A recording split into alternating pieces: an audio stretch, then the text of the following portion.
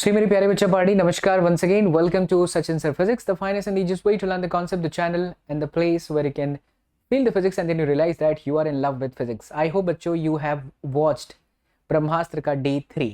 अगर आपने सुबह की क्लास मिस करी हुई है तो it's my humble request to first of all finish those lectures because उसमें पूरा कॉन्सेप्ट है. वो बच्चे जो पूरे साल कुछ नहीं पढ़े हैं, अगर आप ब्रह्मास्त्र करके जा रहे हो दुनिया की कोई भी ताकत आपको फेल नहीं कर सकती. And trust me after watching the Brahmastra do these questions जो मैं यहाँ कराता हूँ उसको नोटबुक में लिखें, उनके कॉन्सेप्ट्स को अच्छे से समझे. पेपर सीबीएसई का जब आपके हाथ में आएगा आप याद करोगे कि यार अपने भाई बाबा एसएसपी चीकू भैया ने सही बोला था कि इंसान हमें पहले क्यों नहीं मिला. राइट, अपना प्यार जरूर दीजिएगा बच्चा चैनल को. एंड अभी हम करेंगे चैप्टर नंबर 8, 9, 10. बच्चों का सबसे ज्यादा डराने वाले न्यूमेरिकल्स 9th और 10th से ही आता है. समझ में नहीं आता कि हमें रे ऑप्टिक्स में कैसे करना है डील और वे ऑप्टिक्स में हमें किस तरीके से डील करना है.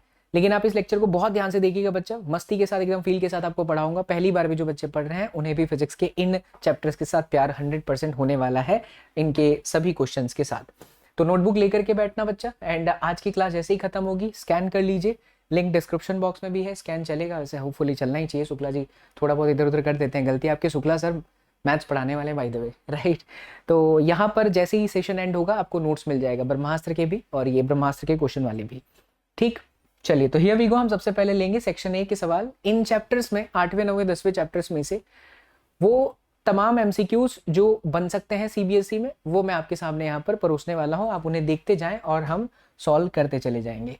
तो पहला सवाल है बच्चा, displacement current exist only when. Concept आपने पढ़ा है आज के सुबह के क्लास में ही कि डिस्प्लेसमेंट करंट तभी आता है जब हम कैपेसिटर के दो प्लेटों को नीचे एक एसी सोर्स के साथ कनेक्ट करते हैं. जब हम एसी सोर्स के साथ उसे बच्चों कनेक्ट करते हैं तो धीरे धीरे इलेक्ट्रिक फील्ड डेवलप होती है.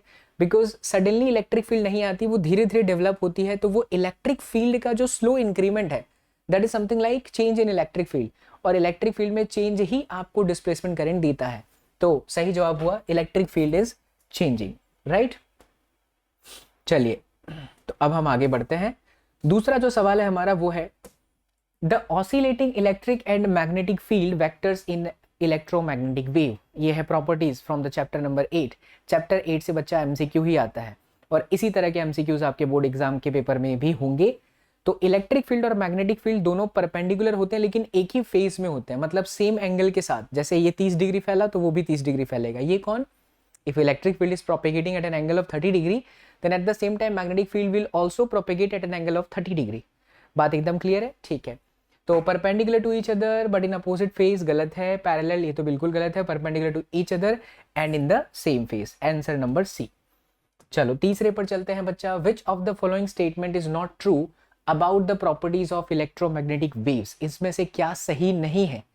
तो मैं हमेशा कहता हूं बच्चा एमसीक्यूज में जुगाड़ नहीं चाहिए, एमसीक्यू में दिमाग चाहिए.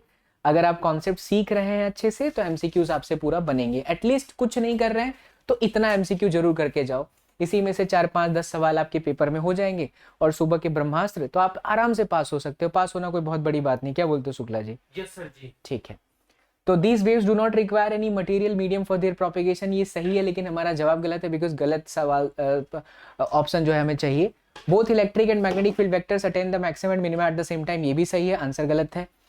The energy in electromagnetic waves divided equally between electric. ये भी सही है. अब लास्ट वाला ही हुआ. Both electric and magnetic field vectors are parallel to each other. ये स्टेटमेंट गलत है लेकिन यही गलत स्टेटमेंट ही हमारा सही जवाब है बच्चों. ठीक, आइए आगे बढ़ते हैं. अगले सवाल की तरफ चलते हैं. Name the electromagnetic waves also known as heat waves. इनमें से बताइए कौन हीट वेव के नाम से जानी जाती है. तो हीट वेव के नाम से बच्चा इंफ्रारेड जानी जाती है. मैंने आज सुबह के ब्रह्मास्त्र लेक्चर में भी बताया जहां हमने कॉन्सेप्ट पूरा किया है. एक बार फिर से आपके समक्ष ये बात रखता हूं बच्चा कि एनसीईआरटी चैप्टर नंबर 8 का जो लास्ट है, जो समरी से ठीक ऊपर आता है, उसमें हीट वेव्स, माइक्रोवेव्स, रडार में कौन कहाँ यूज होता है, in short the applications of the entire electromagnetic wave बाबू वो आपको पढ़ के जाना चाहिए बिकॉज वही आपके पेपर में होगा from this chapter. And trust me it's very easy to get 3 marks from this chapters, है ना. ठीक है, तो आंसर है इंफ्रारेड वेव्स. अगला सवाल बहुत ही कॉन्सेप्चुअल एमसीक्यू है, ध्यान से देखिए. एक विंडो है, is provided in the middle of a wall. तो 3D में थोड़ा आपको समझाते हैं. मान लीजिए कि ये दीवार है, बिल्कुल सर मान लिया, और यहाँ पर एक विंडो है इस तरीके से. ठीक है, फिर उसके बाद कहता है image is obtained on the opposite wall. अब यहाँ पर ना इसकी इमेज बन रही है, किसकी इमेज बन रही है, इस विंडो की यहाँ कहीं पर इमेज जो है बच्चा बन रही है अपोजिट ऑफ द वॉल, मतलब यहाँ पर भी एक दीवार है। Okay, at a distance D, तो यहाँ से डी जितने डिस्टेंस पर बन रही है, ठीक है सर। यूजिंग अ लेंस, और वो भी कौन सा लेंस नहीं पता, कॉन्वेक्स लेंस ले लें, क्योंकि कॉन्वेक्स लेंस में ऐसी खास बात होती है। तो यहाँ पर लेंस रखा हुआ है, ये आपका कॉन्वेक्स लेंस हो गया और इसकी इमेज यहाँ बन रही है, right. If the window and its image are of the same size, अब देखिए यहाँ पर वर्ड पकड़िएगा, अगर विंडो और उसकी इमेज सेम साइज की है, इसका मतलब है कि 100% लेंस से इनका पोजीशन 2f पर होगा। हम अच्छी तरह से जानते हैं, नहीं जानते हैं तो बता देता हूं, f और 2f में ये प्रॉपर्टी होता है बच्चा कि अगर हमारी ऑब्जेक्ट इधर है, जिसे हम मिरर की भाषा में सेंटर ऑफ कर्वेचर कहते हैं, तो यहाँ जितना हमारा ऑब्जेक्ट का साइज होगा उतना ही हमारा इमेज का साइज होता है। सो ये हमारा फोकल लेंथ हुआ, ये डिस्टेंस आपका d दे रखा है according to the demand of the question, है कि नहीं। तो अगर नहीं, ये d नहीं है, d पूरा ये है, देखो यहाँ से यहाँ तक आपका d है, ये विंडो हो गई, विंडो हो गई, ये उसकी इमेज हो गई, ये ऑब्जेक्ट है, ये इमेज है। तो अगर ये d है तो ये आपका d/2 हुआ, तो ये आपका क्या हुआ f, यानी d/4, d/2 का आधा d/4, तो आपका आंसर आ जाएगा plus d/4, because lens convex lens हमने लिया है इमेज को ऑब्टेन करने के लिए। आया समझ में। इसीलिए MCQs बच्चा बहुत ही कॉन्सेप्चुअल चीज होती है, और कॉन्सेप्ट पक्का करोगे तो हम MCQs बहुत अच्छे से कर सकते हैं। चलिए एक गुड न्यूज़ आप लोगों को दे देते हैं, अगर आप ये प्रीमियर इस वक्त देख रहे हो बच्चों, तो आप दबा करके कमेंट करो। सच्ची बता रहा हूँ, नीट वाले स्टूडेंट्स को ही पढ़ाना होता है, बहुत सारी बैचेस चलती है, it's very difficult to get the time, but मैंने आप लोगों को चाणक्य नीति, दबंग बैच, ब्रह्मास्त्र सब देने के बावजूद भी आई एम फाइंडिंग कि बहुत सारे स्टूडेंट्स ऐसे हैं जो चाहते हैं कि बाबा SSB हमें आके एक बार लाइव भी क्वेश्चन करवा दो। तो इसी को देखते हुए बच्चा ये सैटरडे एंड संडे, यानी कि तारीख 3 और 2 मार्च और 3 मार्च को हमारे पास कुछ समय बचा हुआ है, तो हम चाहते हैं कि हम इस दिन आके, क्योंकि ब्रह्मास्त्र तब तक पूरी तरह से आप देख चुके हैं, है ना, तो ब्रह्मास्त्र देखने के बाद और क्वेश्चंस की प्रैक्टिस और MCQs और सारे 2 मार्क्स के सवाल और सारे 3 मार्क्स के सवाल और सारे 4 मार्क्स के सवाल, कम से कम 100 इंपॉर्टेंट क्वेश्चंस मैं आपको इन 2 दिन में लाइव आके कराने वाला हूँ। All I want your support, your love, नीचे कॉमेंट कर दीजिएगा जैसे ये प्रीमियर खत्म होता है तब, ठीक है। सेशन जैसे ही खत्म हो, रिकॉर्डिंग देख रहे हो तब दबा करके लाइक कर दो, अपना प्यार दे दो, यही तो एक टीचर को चाहिए, मोटिवेशन चाहिए, और तो क्या चाहिए बच्चा, बाकी तो हमें सिर्फ यही मिलता है, इसी की बेसिस पर हम आप लोग के लिए मेहनत करते रहते हैं। चलो तो आगे बढ़ते हैं। अगला MCQ है, for a glass prism the angle of minimum deviation will be smallest for the light of. बहुत अच्छा कॉन्सेप्ट है बच्चा, ध्यान से देखना। अब देखो थियरी में ये सारे कॉन्सेप्ट नहीं हो पाते हैं कवर, इसीलिए आपको क्वेश्चन प्रैक्टिस ब्रह्मास्त्र में कराया जा रहा है। ये फॉर्मूला आपने जानते हो अच्छे से, मिनिमम डेविएशन का है। ये तो प्रिज्म एंगल है, कांस्टेंट है बेटा, ये भी कांस्टेंट है। तो अगर मुझे इसको मिनिमम करना है तो ये जितना कम होगा उतना ही डेल्टा कम होगा। What is mu? Mu is refractive index, the formula is C/V। What is C? C माने कैटरीना कैफ? नहीं सर, यहाँ वो C नहीं है, वी की कौशल साहब मारेंगे। यहाँ C माने कैट माने बिल्ली भी नहीं है, ये स्पीड ऑफ लाइट है विच इज कांस्टेंट, और इसका फॉर्मूला होता है F × lambda, velocity of the wave in the medium. Now ये भी कांस्टेंट है, क्योंकि फ्रीक्वेंसी ना बच्चा सोर्स पे डिपेंड करती है, मीडियम पे चेंज होने पर फ्रीक्वेंसी बदलता नहीं है। तो अल्टीमेटली हमारा refractive index is directly proportional to क्या हो गया, वेवलेंथ। मैं फिर से रिपीट करूंगा, ये भी आपका MCQ हो सकता है, जो मैंने स्टेटमेंट अभी अभी दिया।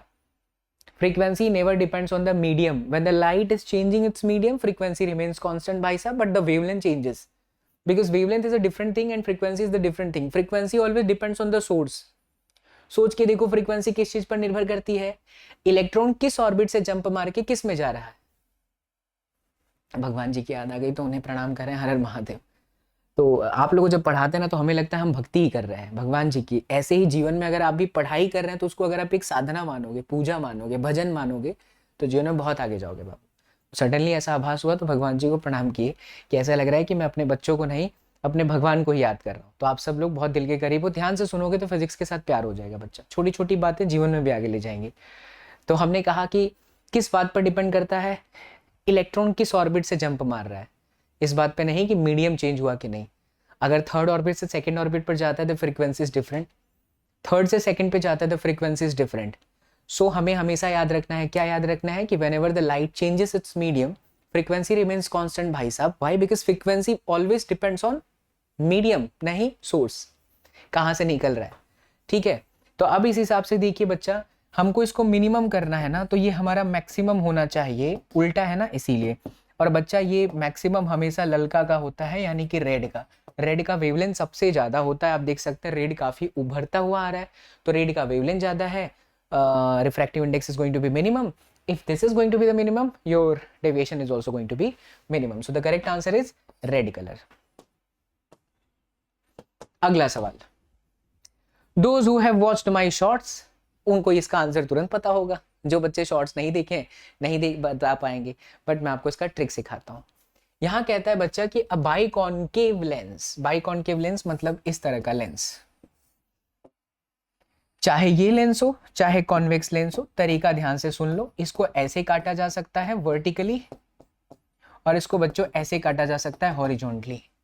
इसका शुरू में पावर P मान लो, फोकल लेंथ F मान लो। अब मैं आपको ट्रिक सिखाता हूं, अभी आपको ट्रिक की ही आवश्यकता है। कैसे होता है, क्यों होता है, उसके लिए डिटेल लेक्चर चैनल पर पढ़ा है, आप समय बिताइएगा। अभी आपकी एग्जाम है तो अभी मतलब नहीं है। HSVD, इसे याद करने का सबसे अच्छा तरीका है हरि शंभु। भगवान श्री हरि को जब याद कर लो तब अच्छा है, भगवान भोलेनाथ साथ में ही आ जाएंगे। और हरि और शंभु जब साथ में आते हैं तो वेदों को लाते हैं, वेदों के दाता। ऐसे आप स्टेटमेंट याद रख सकते हैं, आपके हाथ में, आप जैसे याद रख सकते हैं। Those who are already like remembering like this, Hrithik साहब, वेरी डॉन, जो जैसा तुम्हें अच्छा लगे, हमने ऐसे प्रभु के नाम पर याद रखा है। हरि शंभु वेदों के दाता। अच्छा, इसका मतलब क्या है सर? इसका मतलब है हॉरिजॉन्टल, और इसका मतलब है सेम, इसका मतलब है वर्टिकल, इसका मतलब है double. Wow sir, wonderful trick. ठीक है ना? तो हरि शंभु वेदों के दाता में आपको बोलता है कि अगर हॉरिजॉन्टल काटोगे तो इसका फोकल लेंथ सेम रहता है, नॉट पावर, फोकल लेंथ। हाँ, और अगर वर्टिकल काटते हैं तो फोकल लेंथ डबल हो जाता है। अब हम कैसे काट रहे हैं बच्चा? Split into the two identical plano concave. Plano concave मतलब ऐसे काटा गया है। तो वर्टिकल काटा तो इसका फोकल लेंथ, सॉरी वर्टिकल काटा तो वर्टिकल में डबल हुआ, तो ये डबल हुआ। अच्छा, फोकल लेंथ डबल होता है तो P बराबर 1/f। बाबू अगर ये तुम्हारा डबल हुआ तो ये तुम्हारा आधा हो जाएगा, इसलिए हमारा आंसर आएगा P/2।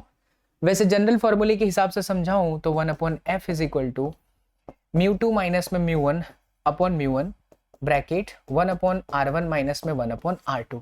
बिकॉज ये आपका कॉन्केव मिरर है, इसके इस साइड का रेडियस ऑफ कर्वेचर इस तरफ है, इसलिए माइनस, और इस तरफ का लीजिएगा तो प्लस। R1 को आप माइनस लीजिए, इसको आप प्लस रखिए, और दोनों प्लानो है, देखो दोनों सेम है ना, बाई कॉन्केव है, तो हमारा R1 इक्वल्स टू R2, तो इसकी एक वैल्यू आ जाएगी। उसके बाद जब आप इसका निकालेंगे तो इसका रेडियस ऑफ कर्वेचर देखिए क्या है, माइनस, लेकिन इसका तो कर्व ही नहीं है, तो ये तो आपका इन्फिनिटी है। आप सॉल्व करेंगे तो आंसर आएगा। आपकी सहूलियत के लिए बच्चा हमने यहाँ पर ये पूरा मेथड भी डाल रखा है, आप ये टेलीग्राम से डाउनलोड करके उसको देखते रहिएगा। फिलहाल हम वीडियो को बहुत ज़्यादा लंबा नहीं करना चाहते हैं क्योंकि समय बहुत कम है, और आप ज़्यादा से ज़्यादा सेल्फ स्टडी करेंगे तो ही आप स्कोर कर सकते हैं। ये बात ध्यान से समझ के जाइए। अगला प्रश्न, इस क्वेश्चन को ध्यान से देखो बच्चों, ऐसा क्वेश्चन आपके सीबीएसई बोर्ड में आ सकता है।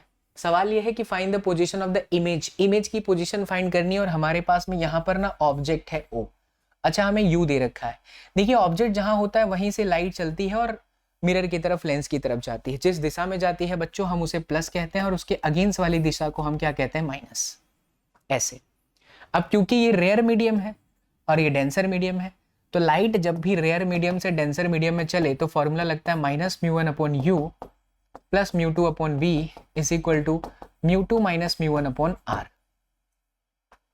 ठीक है, μ1 यानी कि हवा, दैट इज 1, u डिस्टेंस को यहां से मापते हैं हमेशा रेफरेंस से, तो ये इस तरफ जा रहा है इसलिए माइनस, तो माइनस में 30 प्लस μ2 कितना है बच्चा, 1.5 यानी 3/2, और फिर v।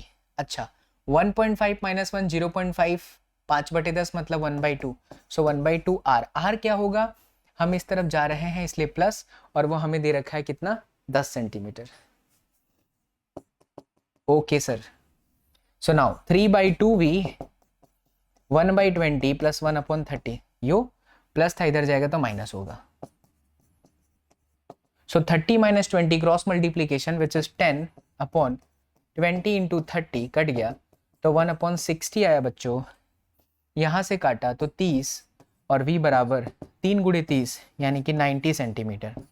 अच्छा, if this value is positive this means we are getting the image exactly on the right side from this reference point. आया समझ में? सो आप इसे ऐसे मत रटिए कि इधर प्लस होता है इधर माइनस होता है। साइन कन्वेंशन डिटेल लेक्चर दबंग में सिखाया है मैंने कि ऑब्जेक्ट से रेस जिस तरफ निकलती है, जिस तरफ देखो रेस तो हर जगह में जाती है, लेकिन वो किस तरफ जाएगी? जिधर मिरर होगा, जिधर लेंस होगा। ऑब्वियस ही बात है, मैं इधर खड़ा हूं तो मेरे शरीर से निकल रहा है रेस, मिरर की तरफ जा रहा है। मेरे लिए मिरर इधर है तो रेस निकल के इधर जा रहा है। सो ये डायरेक्शन प्लस हुआ और ये डायरेक्शन माइनस हुआ। So incident rays is always considered to be the direction of positive side. ठीक है, चलिए अगला सवाल। तो यहां है a plane wave front is incident on a concave mirror of radius of curvature R, the radius of refractive wave front will be. तो देखिए मिरर पर ऐसे जाएगा, रिफ्लेक्टिव होना चाहिए था यहाँ पे, रिफ्रैक्टिव नहीं रिफ्लेक्टिव। तो अगर ये ऐसे आ रहा है तो ये बच्चों ऐसे होगा, राइट? पूरा का पूरा ये आर था तो इसका रेडियस कितना हो जाएगा? r/2। समझ में आया कि नहीं? तो आंसर आ जाएगा r/2। चलिए अगला सवाल। इन a Young's double slit experiment, बहुत पूछता है ये सीबीएसई, अभी याद कर लीजिए। जो पहली बार बच्चे पढ़ रहे हैं ना, उन लोग को तो हमको लगता है ना इसको याद कर लेना चाहिए, आगे थोड़े से हमारे ऊपर खांसर। ठीक है। In a Young's double slit experiment the screen is moved away. अच्छा, स्क्रीन को दूर ले जा रहे हो, ये आपका स्क्रीन था, ये आपका सोर्स था, इसको दूर ले जा रहे हो मतलब डी बढ़ा रहे हो। तो बीटा क्या होता है? Lambda capital D upon small D. और थीटा क्या होता है? Lambda upon small D. इसको बोलते हैं एंगुलर विड्थ और इसको बोलते हैं फ्रिंज विड्थ। आए कि नहीं समझ में? अब देखिए कैपिटल डी बढ़ा रहे हैं तो एंगुलर सेपरेशन पर कैपिटल डी का तो कोई प्रभाव ही नहीं पड़ रहा, तो रिमेन्स कांस्टेंट।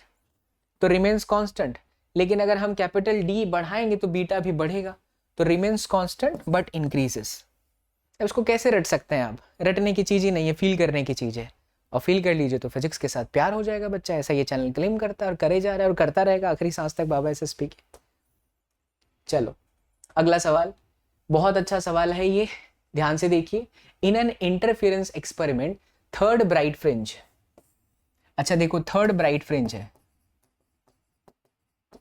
तो थर्ड ब्राइट फ्रिंज के लिए y small d upon capital D is equal to n lambda, यानी 3 इंटू लैम्बडा 1 बराबर। फिर कहता है 700 मीटर नैनोमीटर है। What should be the wavelength of the light source in order to obtain bright fringe at the same point. Same point है मतलब उनका path difference same होगा, लेकिन फिफ्थ है और वेवलेंथ हमें नहीं पता। तो ये दोनों तो सेम हो गए ना, सेम पॉइंट पर बोला इसलिए दोनों सेम है।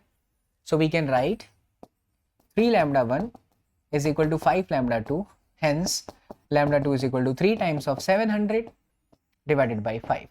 5 से काट दीजिए, कितना हो गया? 14 25 70 और 14 सत्यम 42 420 420। पहाड़ा हिंदी में ही बच्चा, कितना भी अंग्रेजी बोल लो पहाड़ा हिंदी में ही आप बोल सकते हो। तो आंसर आएगा 420 नैनोमीटर। ओके, अगला सवाल, ये मैं आपको दे रहा हूँ होमवर्क बच्चा, ध्यान से देखिए। होमवर्क बोलता तो हूँ लेकिन करवाता पूरा ही, बट मैं चाहूंगा आप लोग करो। ये सीबीएसई का सवाल है, सीबीएसई बोर्ड में ही आया हुआ है, एकदम चुने हुए सवाल हैं, इन्हीं में से सवाल फंसेगा और ऐसा ही सवाल फंसेगा। तो जो बच्चा ईमानदारी से लेक्चर देख रहा है ना, वो बिल्कुल अच्छे मार्क्स लाएगा, ये हमारी गारंटी, बाबा एसएसपी की गारंटी है।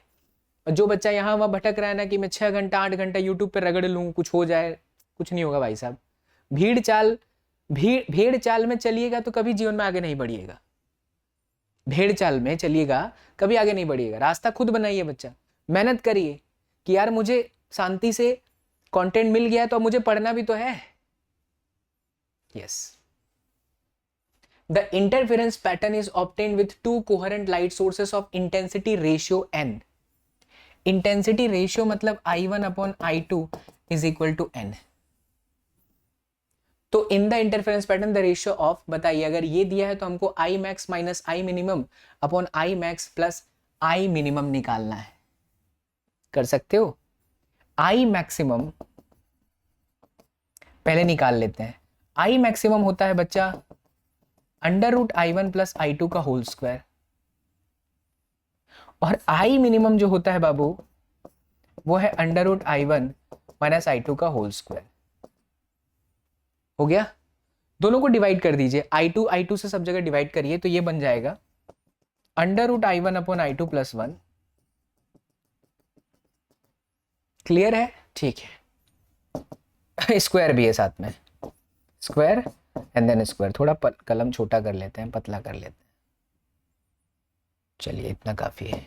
ठीक है, तो under root I one upon में I two, under root I one upon I two देखो एन है, तो ये बन गया ना रूट एन प्लस वन का होल स्क्वायर, और नीचे रूट एन माइनस वन का होल स्क्वायर। ब्रैकेट को और तोड़ दीजिए, तो n plus two root n. एक मिनट, हम तो होमवर्क दे रहे थे भाई। तो ए स्क्वायर माइनस में टू रूट एन प्लस में वन, ये आपको मिल गया यहां तक। अब वाला काम आप जो है होमवर्क करिए, यानी इसका आंसर सच्चे हृदय से, अगर जो बच्चा यहां तक पहुंचा है वीडियो के लेंथ पे, वो बच्चा ईमानदारी से कमेंट करेगा यस बाबा SSP we got the answer. अब इसमें कंपोनेंटो डिविडेंडो लगाना है, मतलब ये डिनोमिनेटर का पार्ट ऊपर ले जाके माइनस कर दीजिए, और यही वाला पार्ट ऊपर वाला नीचे ले जाकर के प्लस कर दीजिए, मतलब ये यहां जाकर के माइनस और फिर यही वाला नीचे आकर के plus, you will get the answer. ठीक है, चलो आंसर लेके आओ, हम आगे बढ़ते हैं। सारे बच्चे आंसर देंगे? पक्का देंगे? ठीक। In a diffraction pattern due to a single slit of with a, the first minimum is observed at an angle 30 degree.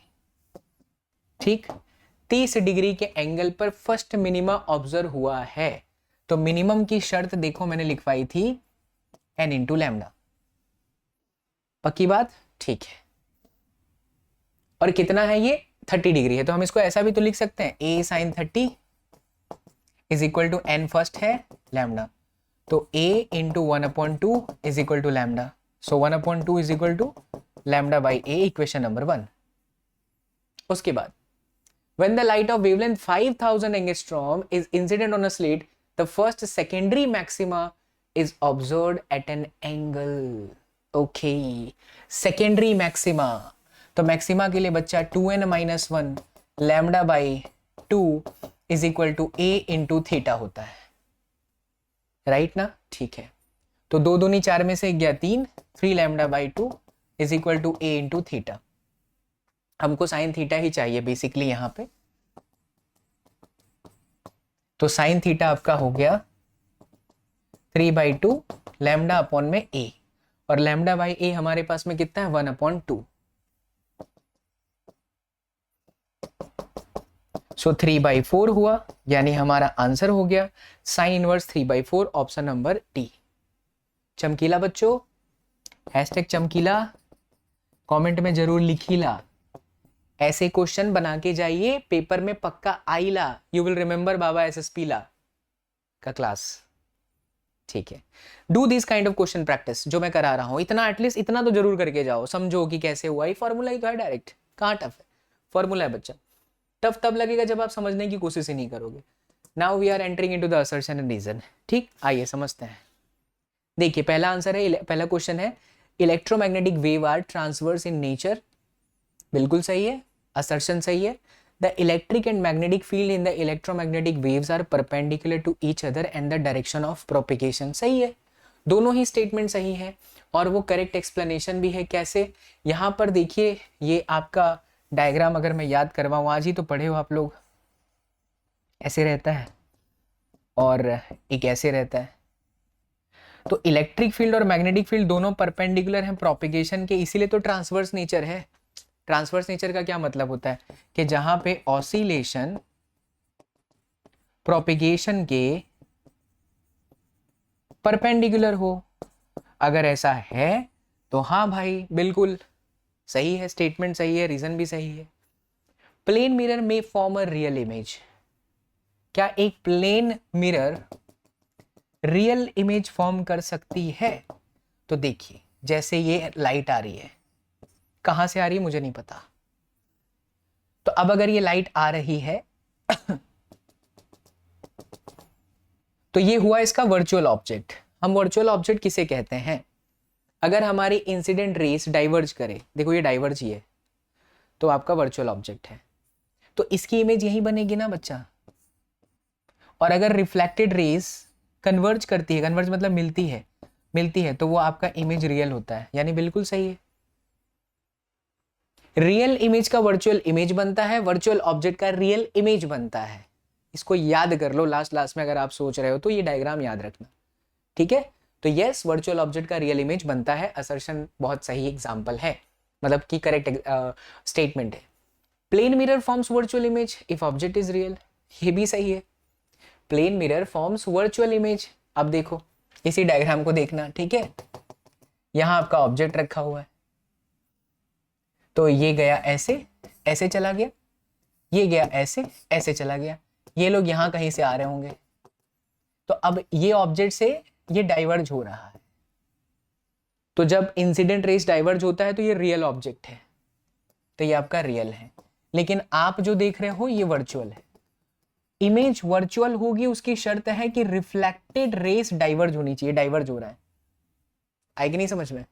हाँ, शायद मैंने यहाँ स्टेटमेंट में भी शायद इसके लिए गलत बोल दिया। यहां ये वर्चुअल ऑब्जेक्ट की शर्त आप लिख लीजिए, रेज आर कन्वर्जिंग। हाँ, मैंने यहां गलती से डाइवर्जिंग बोला, ये कन्वर्जिंग है बच्चा, कन्वर्ज मतलब मिलना। तो जब इंसिडेंट रेज मिले तो वर्चुअल ऑब्जेक्ट है, और अगर रिफ्लेक्टेड मिले कन्वर्जिंग तो आपका रियल है। यहां क्या हो रहा है, अगर इंसिडेंट रेज डाइवर्ज हो तो रियल, और अगर रिफ्लेक्टेड रेज डाइवर्ज हो, सॉरी ये डाइवर्ज हो रहा है, हाँ, और अगर रिफ्लेक्टेड रेज डाइवर्ज हो तो आपका इमेज वर्चुअल होता है। मतलब दोनों सही है, बट दोनों का आपस में कोई रिलेशन दिखता हुआ नहीं दिख रहा है, इसलिए आंसर बी है। मतलब दोनों स्टेटमेंट अपने आप में सही है, both are interrelated to each other, but the reason is not the correct explanation. Okay, the focal length of the convex mirror will increase if the mirror is placed in water. Come on बच्चों, focal length mu2 minus में mu1 bracket 1/r1 minus 1/r2, रटे रहोगे तो ये समझ में नहीं आएगा। आप खुद सोच करके देखो, फोकल लेंथ पानी में जाने पर इंक्रीज हो जाएगा, क्या लगता है आपको? The focal length of the convex mirror of radius r is equal to f is equal to r/2, क्या लगता है आपको? आंसर दीजिए। इसका करेक्ट आंसर है बच्चा, दोनों ही गलत है। Focal length of the spherical mirror doesn't depend on the medium in which it placed. मैंने आपको कंफ्यूज किया ना थोड़ी देर के लिए, क्या कंफ्यूज किया? यहां पर मिरर बोला है और मैंने क्या फॉर्मूला लगाया है, लेंस। अबे मिरर का फॉर्मूला में ये होता ही नहीं है। 1/f क्या होता है बच्चा? 1/v plus 1/u। तुम बताओ यहाँ कहीं पर भी पानी का कुछ रिलेशन है? पानी मतलब refractive index 1.33। This formula is not depending on any refractive index. Yes, यही क्वेश्चन अगर यहाँ पर मिरर के जगह पर लेंस हो जाता, देखो ऐसे फिजिक्स पढ़ना है बच्चा, कॉन्सेप्ट को फील करे रहोगे तो फिजिक्स से प्यार हो जाएगा, हर एक टॉपिक समझ में आएगा। Now this focal length is depending on this because this is lens. Lens depends on refractive index or medium to medium, but mirror never depends. Got the point? Yes. चलिए. So white light falls on a double slit with one slit is covered by a green filter. एक को green filter से cover किया है. The bright fringes observed are a green color. ठीक है? And the reason is the fringes observed are the colored. तो इसका answer देखिए, interference will take place in green light only. अगर आप व्हाइट लाइट लगाते हैं तो सिचुएशन अलग हो जाती है, ग्रीन लाइट लगाते हैं तो सिचुएशन अलग हो जाता है। किसकी मैं बात कर रहा हूँ? यहाँ सोर्स होता है, ये आपका S1 होता है, ये आपका S2 होता है। तो अब यहाँ पर स्टेटमेंट एक बार फिर देख लो, white light falls on a double slit with one slit is covered by a green filter. White light के ऊपर ग्रीन फिल्टर कर दोगे तो वही हो जाएगा ना, मतलब यहाँ जो आपके फ्रिंजेस आएंगे वो ग्रीन ही आने वाले हैं। समझ में आए कि नहीं? और रीजन क्या दिया है? The fringes observed are coloured. नहीं, ग्रीन है तो ग्रीन ही रहेगा, सारे कलरफुल नहीं होंगे, तो गलत है, ये सही है। इसलिए answer number C is the right answer. Correct बच्चा। अब यहां से हम चैप्टर 8, 9, 10 के कैसे 2 मार्क्स के क्वेश्चन होते हैं वो देखते हैं। यानी एकदम आपकी फुल प्रिपरेशन कराई जा रही है। पूरे दिन का 3 घंटा आप लोग मुझे 4 घंटा देते हो। सुबह में थियरी, शाम को क्वेश्चन, इतना भी करके जा रहे हो बाबू, कोई भी आपको फेल नहीं कर सकता। शिद्दत से बता रहा हूं, आपके भैया लोग ही जो आपके सीनियर हैं वो बेचारे बार बार चीख चीख के कमेंट में लिख रहे हैं, ट्रस्ट बाबा एसएसपी वो जो करा रहे हैं करके जाओ, उतना करके जाओ, कोई आपको फेल नहीं कर सकता। अच्छे मार्क्स आने की फुल गारंटी इतना करके जाते हो तो। चलो 17वां सवाल, an object is keeped in front of a concave mirror of focal length 15 centimetre. तो कॉन्केव मिरर, ध्यान से सुनना न्यूमेरिकल्स में जिसको दिक्कत होती है, कॉन्केव मिरर का फोकल लेंथ है 15 सेंटीमीटर, फोकल लेंथ माइनस होता है इस तरफ, इसीलिए the image formed is real. अब इमेज है ना रियल है, कॉन्केव मिरर में रियल होने का मतलब है कि इस तरफ कहीं आ रहा है, क्योंकि इस तरफ जो इमेज मिलती है वो वर्चुअल मिलती है कि रियल मिलती है। हो गए कंफ्यूज? आपके पूरे कॉन्केव मिरर में एक ही सिचुएशन ऐसी है जहां पर इमेज आपको इस तरफ मिलती है, अदरवाइज सब रिफ्लेक्ट होने के बाद ही मिलते हैं, मतलब वो रियल होते हैं, मतलब इसी तरफ है।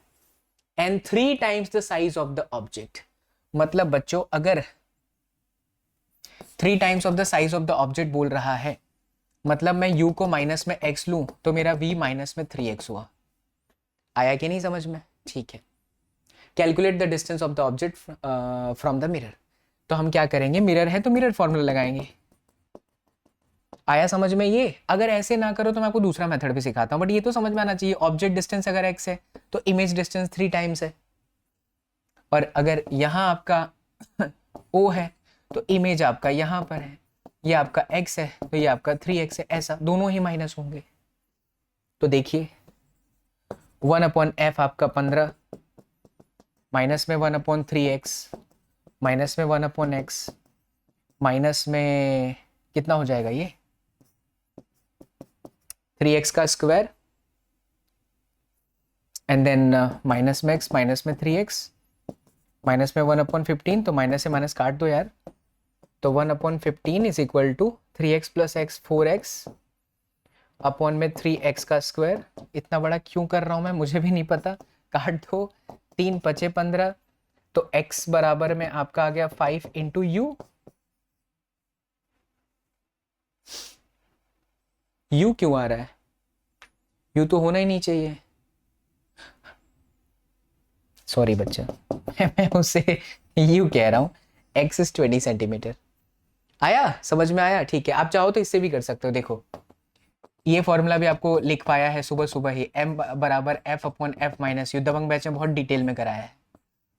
तो अगर इमेज डिस्टेंस, ऐसा बोलता है ना, image formed is real and 3 times the size of the object, वास्तविकता में ये होता क्या है, hi/ho होता है, hi आपका 3ho है, तो ये हुआ f अपॉन में f माइनस में u, कट गया, सो 3f माइनस में 3u is equal to f, so 2f is equal to 3u, so your u is equal to 2f upon 3, और f कितना है हमारे पास 15, 3 × 15, 5 दूनी 10। सर ये तो लोचा हो गया, ये तो लोचा हो गया। चलो अब देखो गलती कहाँ है। हाँ देखो, टास्क दिया आप लोगों को, लाइव क्लास होता तो भी मैं टास्क देता ना। देखो आप दोनों मेथड से सेम आंसर चाहिए, पकड़िए कहाँ पर मिस्टेक है। पकड़ पाए बाबू लोग, पकड़ पाए नहीं, यहाँ पर मिस्टेक है, यहाँ प्लस 3x हो जाएगा and then you will get the same answer. कैसे, जरा फिर से समझना। v बराबर में आपका 3u है, राइट, लेकिन v तो ऑलरेडी माइनस में होता है ना, रियल है तो इसी साइड होगा। ओके, सो ये माइनस में 3 इंटू यू आपका कितना है बेटा, माइनस में x है, तो ये आपका हो गया 3x। अब रखिए, you will get the same answer, ये वाला आंसर ही आ जाएगा। ठीक है, चलो आगे बढ़ते हैं। ये देखिए, ये सीबीएसई 2020 का सवाल है। क्या सवाल में दिया है, the focal length of an equiconcave lens is 3/4 times of radius of curvature of its surface, यानी कि the focal length f is equal to 3r/4, 3/4 times of radius of curvature, और वो इक्विकॉन्केव लेंस से है। Find the refractive index of the material of the lens. Refractive index question mark. Under what condition will this lens behave as a converging lens? और हमें refractive index भी पूछा है। तो अब क्योंकि ये इक्विकॉन्केव लेंस है तो लेंस मेकर्स का फॉर्मूला दिमाग में तुरंत चलना चाहिए, तुरंत चलना चाहिए। 1/f is equal to mu minus में 1। अब बाहर कुछ नहीं दिया है तो हम रिफ्रैक्टिव इंडेक्स हवा ही लेंगे, यहाँ पर म्यू एल माइनस में म्यू एस होता है, surrounding which is air, so 1/r1 -1/r2। Now see it is equi concave, तो ये है आप लोगों का R1 विच इज -r और ये है आपका R2 विच इज +r। इधर जा रहा है तो प्लस, इस साइड है तो माइनस। इनकमिंग रेज अगर मैंने ऐसे मान लिया तो सो R1 मेरा -r है और ये ऑलरेडी माइनस है तो ये भी आपका प्लस हो गया। फिर से समझिए, 1/r1 विच इज -r और यहाँ फॉर्मूले में ऑलरेडी आपका माइनस था ही, ये आपका प्लस है, सॉरी, तो यहाँ पर आ गया माइनस में 1/r एंड माइनस में 1/r। सो 1/f, f है आपका 3r/4। बट बच्चा ये कौन सा लेंस है, कॉनकेव लेंस है, इसीलिए इसका फोकल लेंथ माइनस लेना चाहिए। एंड देन म्यू माइनस में 1 एंड देन माइनस में 2/r। ये माइनस से माइनस मर गया, 2 दूनी 4 हो गया, r से r भी मर गया। So 2/3 is equal to mu -1। So mu is equal to 2/3 plus में 1, 3 एकम 3 2, 5/3, 1.33 समथिंग। ठीक है, चलो, yes it is 5/3। Next question, it's a very interesting question, ध्यान दीजिएगा। ऐसे सवाल आपके रे ऑप्टिक्स के बनेंगे, ध्यान से देखना। एक रे है PQ, आप देख सकते हैं PQ ऐसे इंसिडेंट हो रहा है, ऐसे, तो यही नॉर्मल लाइन भी है। अगर नॉर्मल लाइन है तो ये रिफ्रैक्ट होगा ही नहीं, यहां पर आ गया। अब यहां पर आएगा तो फिर ये आपका नॉर्मल लाइन है। अब ये आगे जाएगा, ये नीचे जाएगा, मुझे भी नहीं पता, क्योंकि यहाँ TIR हो सकता है ना। So first of all we have to check यहाँ TIR हो रहा है कि नहीं। ध्यान से देखिए, ये 60 है, ये 90 है, तो ये आपका 30 हुआ, क्योंकि 60 90 150 and 30 that is going to be 180 is the triangle का पूरा एंगल। अब क्योंकि ये 90 है बच्चा, तो ये आपका 60 हो गया, 90 60 150 और वो 30 वापस। बेटा अगर ये 60 है तो ये आपका 30 डिग्री हुआ। ठीक है, अब ये रेस ऐसे जाएगी या ऐसे, ये आपका डेंसर मीडियम है, ये आपका बाहर रह रहा है, DRA अवे होगी नॉर्मल लाइन से। नॉर्मल लाइन तो इससे अवे हो गई, ऐसे होगी, वो तभी होगी जब हमें ये पता चल जाए कि क्या ये incident angle 30 degree critical angle से ज्यादा है। How to find critical angle? To find critical angle we have to apply the formula sin c is equal to 1/mu, so c is equal to sin inverse 1/mu। Mu की value कितनी है? It is 1.5। इसको जब आप solve करिएगा, देखो आपको natural tangent वो देंगे भी और इसकी वैल्यू भी देंगे।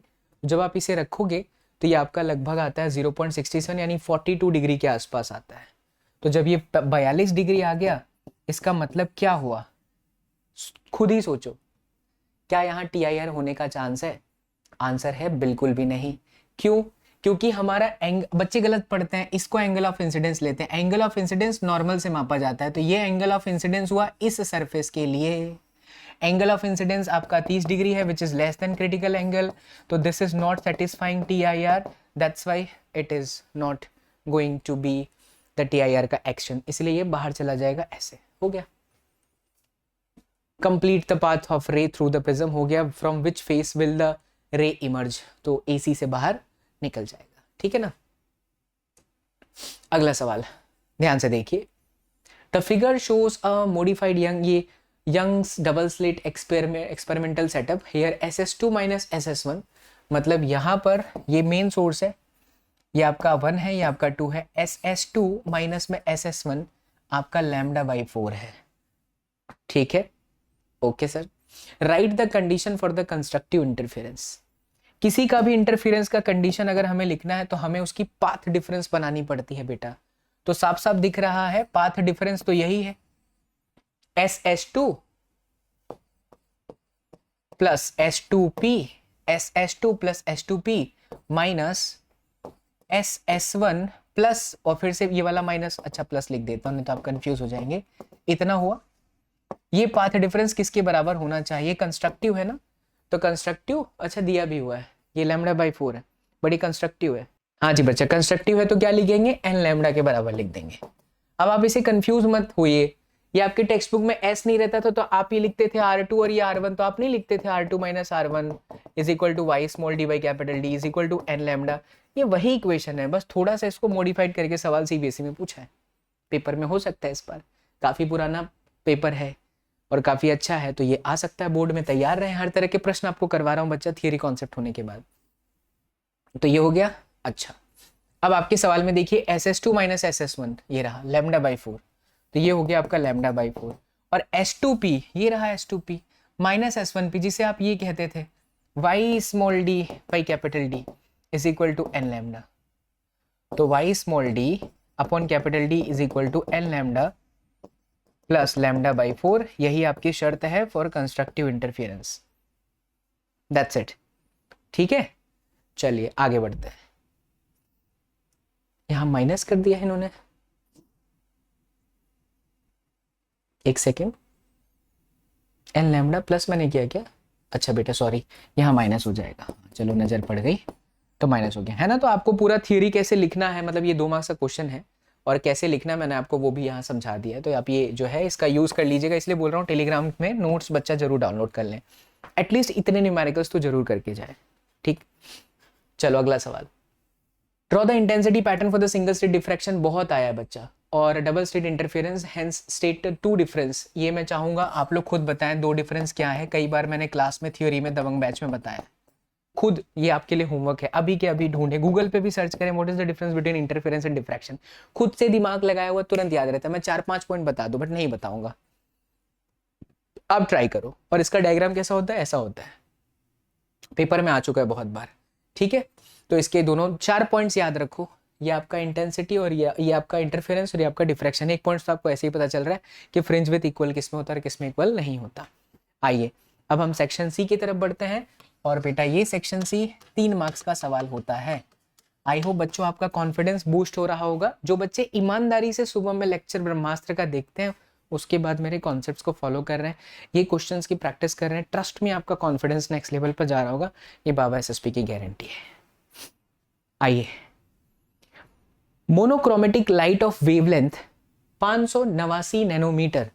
तो एक लाइट है जिसका वेवलेंथ 589 नैनोमीटर है, is incident from air on a water surface. तो ये हवा से बच्चा पानी में गया। देखो अभी थोड़ी देर पहले एमसीक्यू में क्या सिखाया था कि यहां से यहां जाता है तो फ्रीक्वेंसी कांस्टेंट रहती है, वेवलेंथ बदल जाता। Okay, if mu for the water is इतना, find the wavelength, frequency and the speed of the refracted light. Refracted मतलब जो इसके अंदर गया, ये रिफ्रैक्टेड का हमको निकालना है। तो सबसे पहले फ्रीक्वेंसी, पहला हिस्सा हम फ्रीक्वेंसी को देते हैं। फ्रीक्वेंसी आपकी कांस्टेंट रहती है, बट निकालें कैसे भाई, फ्रीक्वेंसी को निकालें कैसे? ठीक है कोई दिक्कत नहीं है, हमारे पास लैम्डा है ही, हमारे पास क्या है, लैम्डा है। तो लैम्डा का रिलेशन फ्रीक्वेंसी के साथ सोचो क्या होगा, दिमाग लगाओ बच्चा। आप कहते हो ना E बराबर HF, F is equal to C by lambda, तो मिल गई frequency, F is equal to C upon lambda. C हमारे लिए कितना होता है, स्पीड ऑफ लाइट, और लैम्डा तो हवा में कितना है, 589। सॉल्व कर लीजिए इसको, ये नैनोमीटर है तो इसको चेंज कर लेना, 10⁻⁹। Now your answer will be in hertz. तो फ्रीक्वेंसी हमें मिल गई। फिर दूसरा वेवलेंथ। अच्छा वेवलेंथ यहाँ पर चेंज हो चुका है, वेवलेंथ। तो इसका जो फॉर्मूला होता है, किसी भी मीडियम में जाने पर ओरिजिनल वेवलेंथ से म्यू टाइम्स डिवाइड हो जाता है। It's a formula, directly remember, अभी याद कर लो, आपके लिए यही जरूरी है। किसी भी मीडियम में जाने पर वेवलेंथ चेंज होती है, उसका फॉर्मूला यही है। समझना आना है तो लो भाई, थोड़ा मेरा मन नहीं करता तो मैं पूरा ही बताता हूँ। So mu is equal to C upon B. C आपका कांस्टेंट है, B आपका होता है F लैम्डा, ये भी कांस्टेंट है। तो म्यू इज इक्वल टू क्या हुआ, C के जगह पर हम अगेन लिख सकते हैं F into lambda air upon F into this, ये कट गया तो म्यू बराबर हो गया लैम्डा A अपॉन लैम्डा, यानी लैम्डा बराबर लैम्डा एयर अपॉन में म्यू। ठीक, सो लैम्डा हमारे पास कितना था, 589 नैनोमीटर, यानी कि 10⁻⁻⁹। एंड म्यू जो है बच्चों वो हमारे पास कितना है, पानी में 1.33। You can solve, right, that's it. और क्या पूछा है, speed of the refracted light. तो इसकी स्पीड मुझे चाहिए, सो V बराबर F इंटू लैम्डा। F मेरे पास जो था वो, और लैम्डा ये जो हमने निकाला लैम्डा डैश, निकल गया, हो गया, खेल खत्म, पैसा आजम भोजी नाचे छमाछम। चलो ये क्वेश्चन बहुत इंटरेस्टिंग है, ध्यान से देखिए। यहां पर हमको इस ऑब्जेक्ट की इमेज बनानी है, वो भी फाइनल इमेज। ये आपके टेक्स्ट बुक एनसीईआरटी का एक एग्जाम्पल है, उसी को थोड़ा सा मॉडिफाई किया हुआ है, ठीक है। तो सबसे पहले ना हम इस लेंस के ऊपर फोकस करते हैं, इस लेंस की इमेज देखते हैं कहाँ बनती है। इसके लिए हम करेंगे 1/f is equal to 1/v minus 1/u। ध्यान देना, मजा आएगा। 1/f, f कितना है इसका, फोकल लेंथ +10, तो +10 हो गया जी। v हमारा टास्क है, u माइनस, क्योंकि ऑब्जेक्ट इधर है, ये पॉजिटिव डायरेक्शन, ये आपका नेगेटिव डायरेक्शन। जिधर ऑब्जेक्ट होता है, जहां जाता है लेंस की तरफ, वो प्लस, अगेंस्ट वाला माइनस। सो ऑलरेडी ये 30 है, यहाँ फॉर्मूले में माइनस है, तो ये +30 हो गया भाई साहब। So 1/v is equal to 1/10 minus 1/30। 30 minus 10, 20/10 into 30, 1/v। 10 दूनी 20, 2 से काटा 1/15, तो v आया हमारा 15 सेंटीमीटर। ध्यान देना बच्चा, अगर v आ गया बाबू पॉजिटिव, तो e अगर पॉजिटिव 15 आया है, तो पॉजिटिव किधर है भाई, इसके सेंटर से 15 सेंटीमीटर कहाँ, ये 5 है, तो 15 यहां होगा, इधर। ये इमेज आया इससे 15 सेंटीमीटर दूर, 15 सेंटीमीटर। ये इमेज इसके लिए एज अ ऑब्जेक्ट काम करेगी। थियरी है, जब दो लेंसेज होते हैं तो एक दूसरे के लिए एज अ ऑब्जेक्ट की तरह काम करता है। तो अगर मैं इस लेंस, सेकंड वाले लेंस को देखूं फॉर सेकंड लेंस, तो again I am applying 1/f 1/v minus 1/u। Now this is focal length which is -10, v मेरा टास्क है, u पॉजिटिव है बच्चा, और कितना है पता है। अब अगर आप यहां से देखोगे, यहीं से देखना पड़ता है ना, सेंटर से, ये आधा कटा हुआ है, ये इतना है ही नहीं, तो ये 5 गया, क्योंकि यहां से पूरा 15 था, ये 5 चला गया, तो यहां से कितना डिस्टेंस हुआ, 10। देखो पहले का इमेज इसके लिए एज अ ऑब्जेक्ट काम कर रहा है, ये चीज दिमाग में बिठा लो। आया समझ में, इसके लिए एज अ ऑब्जेक्ट काम कर रहा है, पक्की बात है। तो 10 सेंटीमीटर, वो भी प्लस में, तो यहां प्लस है, लेकिन ये प्लस माइनस क्या हो जाएगा, माइनस रहेगा। सो ये कट गया, so 1/v equals to 0, so v बराबर इंफिनिटी आया। अब ध्यान से सुनना बच्चा, इससे जो इमेज आई ना, वो इंफिनिटी पर आई, और ये जो इमेज है वो अब इसके लिए ऑब्जेक्ट की तरह काम कर रही है। तो हम क्या लिखेंगे थर्ड लेंस के लिए, 1/f equals to 1/v minus 1/u। u मेरा इंफिनिटी है, जो इसकी इमेज इंफिनिटी पर है वो इसके लिए ऑब्जेक्ट है। जैसे इसकी इमेज इसके लिए ऑब्जेक्ट थी, वैसे इसकी इमेज इसके लिए ऑब्जेक्ट है। कहाँ है इसकी इमेज, इंफिनिटी पर, वही इसकी ऑब्जेक्ट है। कितना हो गया 0, 1/∞ 0, तो v किसके बराबर हुआ, f के बराबर, और इसका f कितना है 30। इसका मतलब है फाइनल आपका 30 सेंटीमीटर होगा। आपकी टेक्स्ट बुक में भी सेम क्वेश्चन है, सेम आंसर है, मुझे याद आ गया है, बट ये प्लानो कॉन्केव की जगह पर कोई और डायग्राम बनाया हुआ है। ठीक है, चलिए अगला सवाल। A ray of light passes through a prism of refractive index √2। इसका रिफ्रैक्टिव इंडेक्स √2 है, ओके। और ए आप देख सकते हैं 60 डिग्री है। पहला सवाल है the angle of incidence angle R2 at face AC। तो इस वाले AC फेस पर हमको चाहिए, करेक्ट। देखिए बच्चा ध्यान से देखिए, आप ध्यान से देखेंगे ना, तो ये जो इमर्जेंट रेज है ना, वो ऐसे ग्रेज हो रहा है, सरफेस से ऐसे हो रहा है। आपको नहीं लग रहा है कि TIR जैसी कंडीशन हो रही है, ये ऐसे जा रहा है, ऐसे जा रहा है। ऐसा तब होता है जब ये क्रिटिकल एंगल हो, R2, एंगल ऑफ इंसिडेंस क्या हो, क्रिटिकल एंगल हो। तो हम R2 तो आसानी से निकाल सकते हैं, बिकॉज R2 क्रिटिकल एंगल हो गया। And how to find critical angle, तो C बराबर और R2 बराबर साइन इनवर्स 1/n। एन आपके पास दिया है रिफ्रैक्टिव इंडेक्स, दैट इज √2, तो कितना हो गया जी 45 डिग्री। आ गया आंसर, क्योंकि 1/√2 क्या होता है 45 होता है। दूसरा, the angle of minimum deviation for this prism, the angle of minimum deviation for this prism, okay. तो रिफ्रैक्टिव इंडेक्स का फॉर्मूला लगाइए, sine A plus Δm/2 upon sine A/2। देखिए सीधा सीधा फॉर्मूला है 3 मार्क्स में, ये CBSE का ही सवाल है, टर्म 1 टर्म 2 जब 2000 कोविड के बाद में आया था तब। तो म्यू आपका √2 है, ए आप देख सकते हैं 60 है, तो साइन 30 1/2 हुआ। फिर उसके बाद साइन ए आपके पास में 60 डिग्री है, 60 प्लस Δm/2, इसको काटिएगा तो ये 1/√2 हुआ। साइन थीटा बराबर 1/√2, दैट मीन्स कि 60 प्लस डेल्टा एम बच्चा बाई 2 45 हुआ, तो डेल्टा एम हो गया 45 into 2 90 minus 60 that is 30 degree. Answer got the point. चलिए दैट्स ग्रेट, आगे बढ़ते हैं। ये सवाल है बच्चा, विद द हेल्प ऑफ रे diagram show how a compound microscope. Morning वाले क्लास में आपको बताया सबसे ज़्यादा इम्पॉर्टेंट हैं रे ऑप्टिक्स के, सबसे ज़्यादा इम्पॉर्टेंट में से सवाल हैं ये। इसने पूछा ऐसे ही जाता है, इनके डायग्राम्स बनाइए और इनका डेरिवेशन सुबह में कराया, डेरिवेशन है कम्प्लीटली। तो यू कैन अंडरस्टैंड कि जो चीज़ हम पढ़ चुके हैं उसे वापस बार बार कराने से कोई मतलब है नहीं, सुबह में ही करवाएगी। ठीक, चलिए आइए। और ये देखिए 2021-22 में ही पूछा है। ओके हाँ, ये सवाल देखो बहुत अच्छा है। यहाँ कहता है कि draw a ray diagram for the formation of image by a compound microscope. तो डायग्राम आपको पता ही है, डायग्राम आप बना लीजिए। इसका बी पार्ट देखिए, you are given the following 3 lenses, आपको 3 लेंसेज दिए हैं, which 2 lenses will you use an eyepiece and as an objective to a construction of a compound microscope. Now you should know कि compound microscope में object के size की जो photo हमने देखी है, ऑब्जेक्टिव वो छोटा होता है और आईपीस बड़ा होता है। तो ऑब्जेक्टिव का अपर्चर साइज छोटा होता है, ऐसा डायग्राम होता है ना, ये आपका ऑब्जेक्टिव रहता है, ये आपका आईपीस रहता है।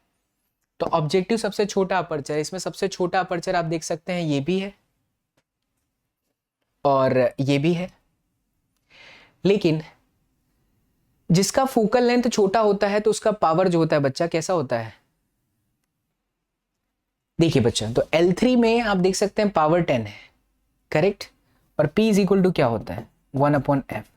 पावर अगर आपका बहुत ज्यादा है ना तो फोकल लेंथ क्या होगा, ऑटोमेटिकली कम हो जाएगा। तो एक बात होता है हो गया कि L1 L2 L3 में सबसे कम फोकल लेंथ ऑब्जेक्टिव के लिए यही है, तो L3 will be considered as objective.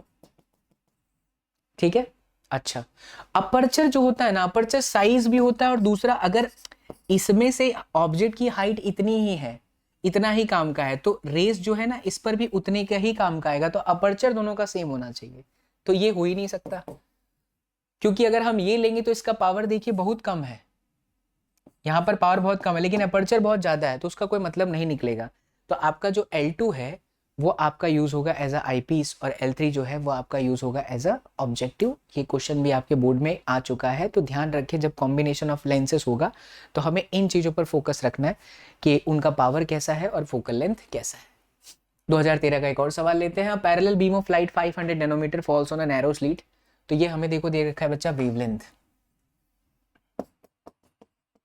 500 nanometer falls on a narrow slit and the resulting diffraction pattern is observed। अब देखो यहाँ diffraction pattern बोल रहा है, स्क्रीन 1 मीटर अवे, यानी कैपिटल डी दे रखा है बच्चा, देख रहे हैं सब, वैल्यू पकड़ना सीखिए तो आ जाएगा numerical. It is observe that the first minimum, अब मिनिमम की शर्त क्या थी, ए थीटा बराबर एन लैम्डा। हम आपको सिखाए थे कि ये जो ए है वो ये जो फॉर्मूला होता है x small D by capital D में ना, ये आपका ए है। तो ये थीटा के जगह पर आप देखिए ये थीटा है आपका, तो ये एक्स अपॉन डी समझिए, ये आपका एन लैम्डा हुआ। बुझाया, ठीक है। First minimum is at a distance of 2.5 mm from the centre of the screen, तो आपको एक्स भी दे रखा है, फिर से देख लीजिएगा, गलती मत करिएगा। ये जो ए होता है ना वो स्मॉल डी की तरह काम करता है, सोर्स के बीच का डिस्टेंस इन डिफ्रैक्शन, और जो एक्स बाई कैपिटल डी है वो थीटा होता है, थीटा को एक्स बाई डी लिखा। अब एक्स क्या है कि ये पोजीशन है 2.5 की, तो calculate the with of the slit, slit की विद निकालिए, यानी कि हमको अल्टीमेटली ए पूछा है। का बाबू यार, बुझाया कि नहीं बुझाया, सीधा सीधा ही फॉर्मूला लगाना है, और इसमें से आपको ये दिया है, ये दिया है, ये दिया है, ये दिया है, आपको ये रख निकालना है, खत्म। आएगी नहीं समझ में, ठीक है। चलो आगे बढ़ते हैं। What will be the ratio of maximum intensity to minimum intensity if ratio of amplitude is 2/3? बहुत अच्छा सवाल है ये। एम्पलीट्यूड का रेशियो इतना दिया है बाबू 2/3, तो अगर मैं दोनों तरफ स्क्वायर कर दूं, देखना ध्यान से, 4/9, तो यही तो आपका इंटेंसिटी होता है, क्योंकि intensity is directly proportional to amplitude का स्क्वायर, सो इट इज 4/9। अब मैं क्या कर सकता हूं, मुझे क्या चाहिए, मैक्सिमम इंटेंसिटी। तो बच्चों मैक्सिमम इंटेंसिटी का फॉर्मूला क्या था, ये था अंडर रूट में I1/I2, अभी थोड़ी देर पहले भी किए थे एमसीक्यू में। Upon under root I1 upon I2 minus 1 का पूरा होल स्क्वायर। तो अपॉन ये अंडर रूट में करोगे तो 2/3 प्लस 1, 2/3 माइनस 1 का स्क्वायर। ठीक है, चलो तो ये हो गया 3 एकम 3, 2 और 3 और 2 कितना हो गया 5, 5 का 25/9 और यहाँ पर हो जाएगा बच्चा 1 के बटे में 9, क्योंकि ये 3 यहाँ जाएगा तो 2 माइनस 3 1 हुआ, 1/9 ये कट गया, तो आंसर आ गया 25:1। समझ में आएगी नहीं? ठीक, चलो अगला सवाल देखिए। A ray of light passing through an equilateral triangle glass prism for air undergoes minimum deviation when angle of incidence I is equal to 3/4 of the angle of the prism। ये दे दिया। Calculate the speed of light in the prism। अब prism के अंदर हमको speed of light निकालना है, v निकालना है। तो वैसे तो देखिए म्यू बराबर होता है c अपॉन में v, यानी अगर मुझे म्यू मिल जाए, c कांस्टेंट है तो मुझे v मिल जाएगा। अब म्यू कैसे निकालते हैं, तो sine a plus delta m upon 2 upon sine a/2 is equal to बच्चा c/v। ये आपका इक्वेशन 1 सोच लो। पूरा गेम पता है किसका है, इक्विलेटरल है तो आपके पास a भी है, डेल्टा m नहीं है। अच्छा, a plus delta m is equal to I, a plus delta is equal to I plus C. क्यों बच्चा लोग डेरिवेशन में सीखे थे, है ना? So a plus delta m ये हो जाएगा 2i। कम ऑन, ये जब मिनिमम होता है तो i और e दोनों सेम होता है, तो डेल्टा m कितना हुआ, ये हुआ 2i माइनस में a। Okay, now what is i is equal to 3/4 of a minus में a। करेक्ट, तो 3/4 यानी कि कितना हो गया बच्चा, ये काटा तो 3a/2 माइनस में a, तो ये आपका आ गया a/2। यानी a कितना है 60 डिग्री, तो 60/2 कितना हुआ 30 डिग्री, रख दो यहाँ पे। तो ये हो गया आपका साइन a कितना है बेटा, a a a a a a a a a a 60 plus 30 90/2 यानी साइन 45 अपॉन में साइन a/2 साइन 30 यानी 1/2 और ये c यानी 3 × 10⁸ एंड देन v। चलो इसका आंसर लिखो कमेंट में। आया समझ में? ऐसे सवालों की प्रैक्टिस, इसीलिए ब्रह्मास्त्र चलाना बहुत जरूरी है। आप दिन में देखते हो, थियोरी में मैं देखता हूँ बहुत सारे बच्चे होते हैं और क्वेश्चन प्रैक्टिस के टाइम में स्टूडेंट्स भाग जाते हैं।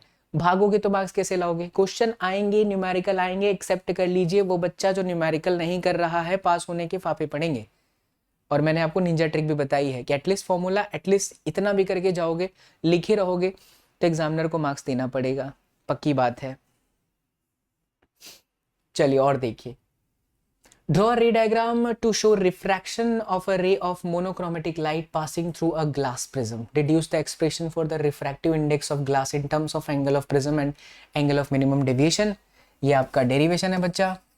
उम्मीद करता हूँ कि आपने डेरिवेशन सुबह के क्लास में देखा है, करेक्ट? या फिर फुल चैप्टर 1 to 14 वाला डेरिवेशन भी चार्ट करके जाइएगा आइसक्रीम की तरह। लगभग 8 लाख विद्यार्थी इसे देख चुके हैं, तो you can understand the power of this chapter 1 to 14। जिसका कुछ भी फिजिक्स में नहीं आता वो एटलीस्ट डेरिवेशन करके जाओ।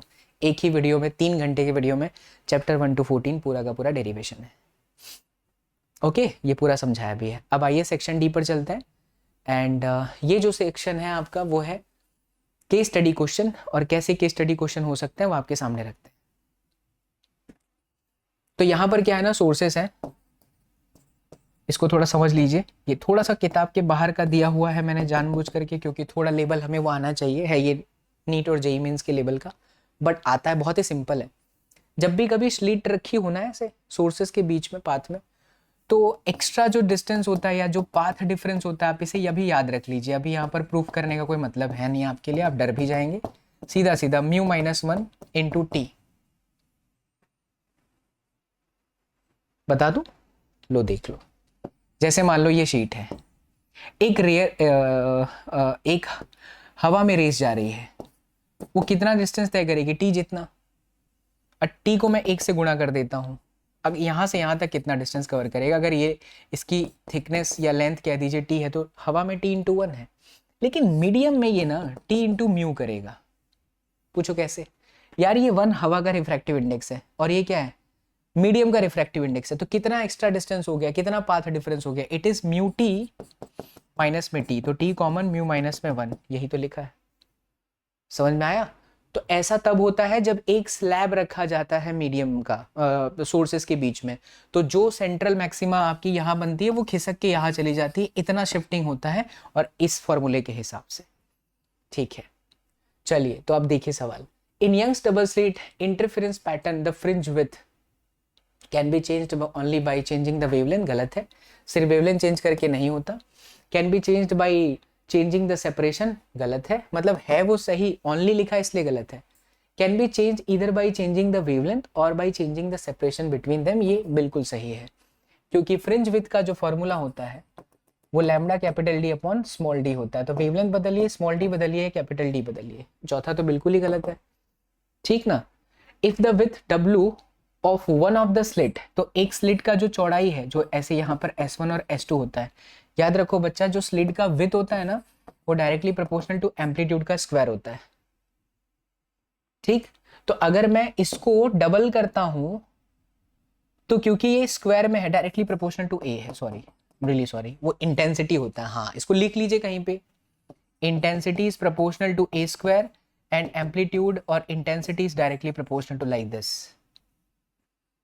ठीक, तो अगर ये डबल होता है तो ये भी आपका डबल हो जाएगा, विद को आप डबल कर रहे हैं तो ये भी डबल हो जाएगा।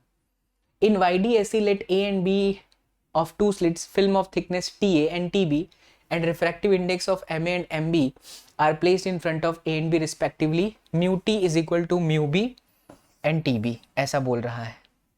Then the central maxima will be, तो इसका आंसर देखिए, सेंट्रल मैक्सिमा का क्या होगा अगर इस तरीके की सिचुएशन है तो। देखो बच्चा, तो अभी अभी हमने क्या फॉर्मूला देखा था, म्यू माइनस में 1 इंटू टी,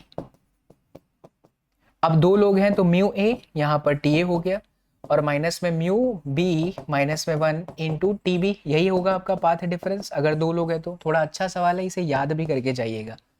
ठीक है, अब अगर हम इसको ब्रैकेट को ओपन कर लें तो ये कुछ ऐसा बनेगा, म्यू ए माइनस में टी ए माइनस में mu B and minus minus plus में टी बी, तो म्यू ए माइनस में mu B and then T B minus में टी ए आ रहा है, तो नॉट शिफ्ट तो बिल्कुल ही गलत है, शिफ्ट तो बिल्कुल होगा, शिफ्ट टुवर्ड्स ए भी नहीं कह सकते, शिफ्ट टुवर्ड्स बी भी नहीं कह सकते, कंडीशन है इसके अंदर कि shift towards A if T B equals to T A. ठीक है, तो ये रिफ्रैक्टिव इंडेक्स बढ़ गया ना, ए का बढ़ गया, अगर T B equals to T A तो कट गया, तो ये बढ़ गया, तो जिसका रिफ्रैक्टिव इंडेक्स बढ़ा हुआ है तो डेल्टा एक्स उसी की तरफ होगा, अदरवाइज शिफ्ट टुवर्ड्स दिस मतलब कि बी की तरफ। तो ये वास्तविकता में ऐसा कह रहा है कि जैसे ये ए है, ये आपका बी है, तो आपकी फ्रिंज शिफ्ट ए की तरफ कब होगी, बी की तरफ कब होगी, मतलब इधर ए के इधर कब होगा सेंट्रल मैक्सिमा के, जब ये कंडीशन है, और इधर कब होगा, जब आपका ये होगा। इसे अच्छे से याद करके जाइए। आइए आगे बढ़ते हैं। In Young's double slit experiment, a third slit is made in between the double slit, then बताइए, fringes of the unequal width are formed, constant between the bright and dark fringes is reduced, intensity of the fringes totally disappears, only bright light is observed on the screen. चलो बच्चा इसका answer दो। देखिए, in Young's double slit experiment, the third slit is made in between the double slit, तो double slit के बीच में यहां पर एक और ला दिए, तो जो यहां पर आपके फ्रिंजेस बन रहे थे उसकी ब्राइटनेस थोड़ी कम ना हो जाएगी, तो क्या लिखेंगे, contrast between the bright and dark fringes is reduced. एक और चीज आ गया ना, तो यहां से भी तो इंटरफेरेंस होगा, मतलब इधर से तो हो ही रहा था बट इधर से भी निकलेगा, तो इधर जो इंटेंसिटी पड़ेगी वो कुछ ना कुछ वेव्स थोड़े से कम गए, ऐसा समझिए कि दो छेद में से होके गुजर रहा था पहले, अभी एक और होल आ गया, एक और छेद आ गया, तो ऑब्वियसली बात है यार, वहां पर क्या होगा, इंटरफेरेंस ज्यादा होगा, तो जो इंटेंसिटी है वो थोड़ी सी, मतलब उसकी जो ब्राइटनेस है, कॉन्ट्रास्ट है, वो थोड़ा सा डीम हो जाएगा, इसलिए आंसर आएगा आप लोगों का B. In Young's double slit experiment, if one of the slit is covered with microscope cover slip, then fringe pattern disappears. अगर हम एक को पैक कर देंगे इनमें से तो इंटरफेरेंस ही कहाँ से होगा, तो आपको फ्रिंजेस कुछ दिखाई देने वाले नहीं है। तो बच्चा हमने केस स्टडी का एक ही सवाल आप लोगों के लिए लिया है, क्योंकि इस चैप्टर से ना चांसेस बहुत कम है केस स्टडी के, बट रे ऑप्टिक्स के हैं, तो वो मैंने आप लोगों को बहुत सारे प्रीवियस ईयर के क्वेश्चंस में ही बताया, तो वहाँ से आप एक बार गो थ्रू जरूर कर लेना, ठीक है। अब देखिए, और 5 मार्क्स में यहाँ से क्या प्रेडिक्ट कर सकते हो, तो मिरर का इक्वेशन है, ये आज आपको सुबह सुबह क्लास में मैंने करवा दिया है। अभी पहले बताया था कि डेरिवेशन वाला वीडियो जरूर देख लेना, this is one of them, इसको जरूर करके जाइए, ठीक। जितने भी न्यूमेरिकल्स हैं वो सब मैं आपके सामने रख रहा हूँ, ये तो बिल्कुल मत करना, ये टेक्स्ट बुक का है मेथड। हमारा डेरिवेशन देख के जाओगे आपको बहुत आसान लगेगा बच्चा। हाँ, ये सवाल मैं आपको सिखाता हूँ। Consider the two coherent sources S1 and S2 producing monochromatic waves to produce interference pattern. तो एक आपका Y1 इतना है और दूसरा आपका इतना है। हमको बताना है find out the expression for the amplitude. देखो, एम्पलीट्यूड निकालने के लिए पहले दो वेव्स का इंटरफेरेंस होना है, मतलब ये दोनों मिलेंगे, तो हमको इनको पहले एड ऑन करना है, जोड़ना है, फिर उसके बाद इंटेंसिटी तक पहुंचना, शो दैट द इंटेंसिटी यहाँ तक। आइए चलिए मैं आपको दिखाता हूँ इसको कैसे लिखना है। तो ये रहा आपके पास में फॉर्मूला, y बराबर y1 प्लस y2, ठीक है। y1 है आपका a cos ओमेगा टी और दूसरा a cos omega T plus 5। तो यहां पर ना cos a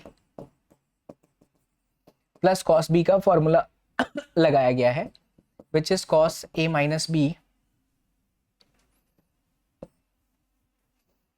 ये देखिए cos a माइनस b मैं गलती से लिख रहा था, यहाँ पर सिंपल किया भी हुआ है। ये आपका a तो कॉमन हो गया, तो this is omega T and this is omega T plus 5। आप इसे θ1 समझिए, इसको θ2 समझिए। तो θ1 plus θ2 by 2 and then θ1 minus θ2 by 2, it's like 2 cos, यहाँ लिख देता हूँ 2 cos a प्लस b या θ1 plus θ2 by 2 and then cos a minus b by 2, right. ये लिखा हमने। अब देखिए ओमेगा टी से ओमेगा टी मर गया, cos माइनस 5/2 cos 5/2 होता है, और ये बन गया cos 2 ओमेगा टी प्लस 5/2, तो यानी ओमेगा टी प्लस 5/2, और यहाँ चला आ रहा है 2a। तो ये जो इक्वेशन आ रहा है इसमें ओमेगा टी वाले टर्म्स को छोड़ दीजिए, तो बचा हुआ 2a एंड देन cos 5/2, क्योंकि y का जो इक्वेशन होता है वो होता है a साइन ओमेगा टी, मतलब ओमेगा टी टर्म्स के अलावा जो भी इक्वेशन में बचता है वो आपका एम्पलीट्यूड होता है। दिस इज क्लास 11 फिजिक्स, डरिए मत बच्चा, सिंपल भाषा में समझा रहा हूँ। ओमेगा टी टर्म्स के अलावा जो बचता है वो आपका एम्पलीट्यूड होता है, क्लियर है बात।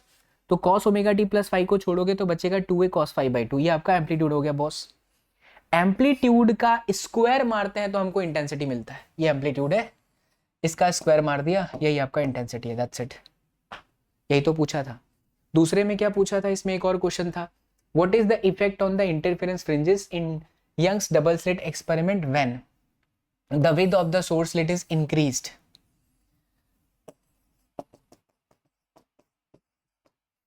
इंटरफेरेंस फ्रिंज पर क्या फर्क पड़ेगा अगर आपका विथ यानी कि स्मॉल डी इसको बढ़ाएंगे तो ये आपका घट जाएगा, सिंपल है। The monochromatic source is replaced by a source of white light.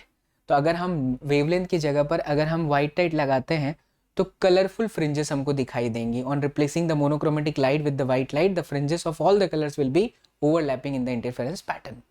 ये आपके टेक्स्ट बुक का एक बहुत ही प्यारा एग्जाम्पल है और बोर्ड में पूछा गया है, सो इसे जरूर बच्चों याद करके जाना, ठीक है। चलिए, best of luck, thank you so much and do lot of comments. अगर आप चाहते हो कि मैं लाइव आकर के कराऊं, वैसे मैं नहीं चाहता कि लाइव आकर के कराऊं बिकॉज बहुत सारा समय जाता है। जो सच्चा विद्यार्थी है ना, वो इस वक्त ये 1 घंटे 15 मिनट की वीडियो के बाद फटाफट क्वेश्चंस को याद करना शुरू करेगा। लास्ट में मैं आपको यही कहूंगा, इतना बढ़िया समझाया बच्चों, अब इसको याद कर डालो कि यार इस चैप्टर से ऐसे क्वेश्चन सर ने कराए थे, सिमिलर क्वेश्चन आपको पेपर में दिखाई देंगे, आप उन्हें जान से मार देना, ठीक है बच्चा। वीडियो पसंद आया है तो अपने दोस्तों के साथ जरूर शेयर करिएगा एंड अपना प्यार चैनल को जरूर दीजिएगा। बहुत बहुत शुक्रिया। नोट्स जो है टेलीग्राम से जाकर के डाउनलोड कर लीजिए एंड मैं कोशिश करूंगा लाइव आकर के और भी क्वेश्चंस आपको कराने की। ये मोर देन इनफ है, जो बच्चे सिर्फ पास होना चाहते हैं, it is more than enough, but मैं अपने तरफ से पूरी कोशिश करूंगा कि और आपको क्वेश्चन करा दूं, ठीक। आप बस प्यारे प्यारे अपने कमेंट्स दे दीजिएगा। सचिन सर फिजिक्स इंस्टाग्राम पर जो भी यहाँ के पैटर्न मूवमेंट्स आपको अच्छे लगे, आपको फील आया, फिजिक्स में प्यार हुआ, आप कहीं पर भी XYZ जगह पढ़ते थे बट कभी फिजिक्स में इतना फील नहीं आता था बच्चों, तो प्लीज़ कुछ लिखना चाहते तो लिखिएगा, बहुत अच्छा लगेगा मुझे, ठीक है। चलिए, इसी तरीके से फिजिक्स पढ़ते रहें। Bye bye, take care, love you all, thank you so much, see you all in the next class, till then do whatever you want to do man, but don't trouble your mom and don't forget to revise all these things. Bye bye, take care, जय हिंद।